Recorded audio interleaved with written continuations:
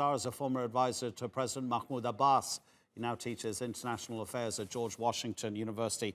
Nizar, thank you so much indeed for joining us. If you don't mind, I'd like to address exactly what's been happening there at the AlAqsa compound, first of all.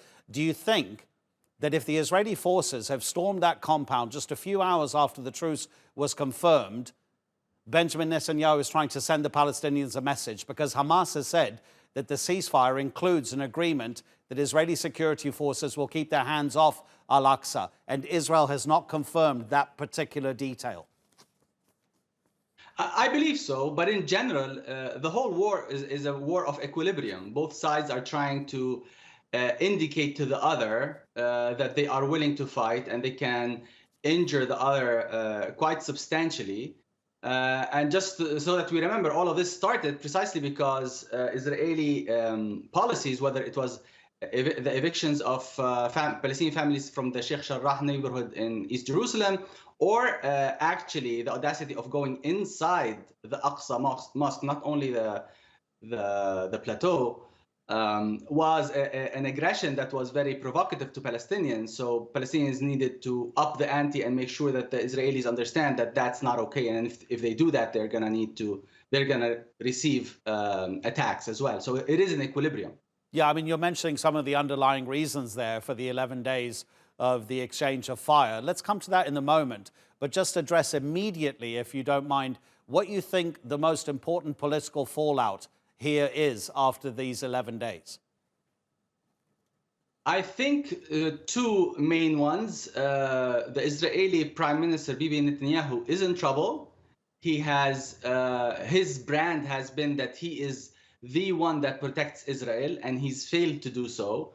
The fact that you have 12 Israeli casualties and just the level of breach of the Iron Dome has been very embarrassing for the Israelis. And the fact that a militant group like Hamas was able to extract that ceasefire from Bibi makes him look very bad. The other, of course, is the Palestinian Authority in Ramallah. They were proven irrelevant in this case. And from the Palestinian perspective, especially after the postponement of the elections or the cancellation of the elections, the popularity of the PA in Ramallah is definitely going to be impacted seriously. Therefore, regarding those underlying causes, if this is to be a new departure point, maybe you don't even think it is that, but if it is to be some sort of departure point for another round of discussions, whether or not, again, a peace process exists is almost irrelevant to where we are now. What role could the Palestinian Authority play, considering the Americans refuse to talk to Hamas? If Hamas is on the rise in terms of popularity amongst Palestinians and the PA is diminishing in popularity, where does that leave the issue of the underlying causes and how those need to be addressed? Indeed, it's highly unlikely that you can get actually a serious peace process out of this.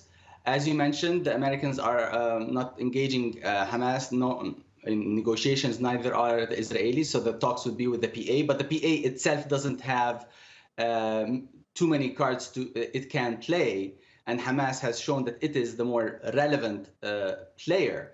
So what's likely to happen is that there will be some sort of peace process that will end up with some sort of economic benefits to the Palestinians, but that's it, not an actual resolution to the process. Having said that, I wouldn't be surprised if if this ceasefire is just a lull. That is, that Israel is replenishing its missiles and is trying to understand what went wrong, so that a second round they are more successful, and likewise Hamas. That's still a possibility. Nizar, do you think that the Palestinians are lacking significant support from the most important international actors? We've had Joe Biden day after day refusing to demand a ceasefire, eventually doing so in not particularly fully committed fashion. We've had the Germans, Angela Merkel, saying that the attacks coming from Gaza are terrorist attacks and that Israel has a right to defend itself. We've had the UK committing about 3 million, I'm not sure if it's pounds or dollars, towards humanitarian assistance for Gaza. And you think 3 million hold on, you're one of the richest countries in the world. And have you not seen the suffering that's taking place? Does all of that indicate that Palestine doesn't have those main state actors that it needs to have on its side? Definitely, but Palestine wasn't depending on those either, right? The U.S. and the European countries have consistently failed the Palestinians, especially on the issue of the peace process and taking a stand on against Israeli violations of the treaty itself, right? The settlements. The EU could have, and European countries could have applied serious pressure on Israel back in the 90s, and they chose not to. So the failure of the peace process is definitely part of it is the lack of serious support from international actors. Having said that, the level of popular support across the globe, in fact, for the Palestinians has skyrocketed for sure. And that is something that the European and governments and the US administration is having to respond to.